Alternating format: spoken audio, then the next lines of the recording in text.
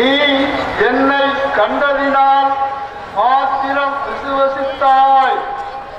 காணாமல் விசுவசிக்கிறவர்கள் பாக்கியவான்கள். சீசர்களே, உங்களுக்கு சமாதானம் உண்டாகுக.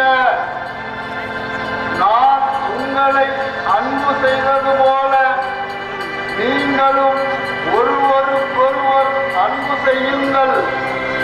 இதுவே என் கட்டளை.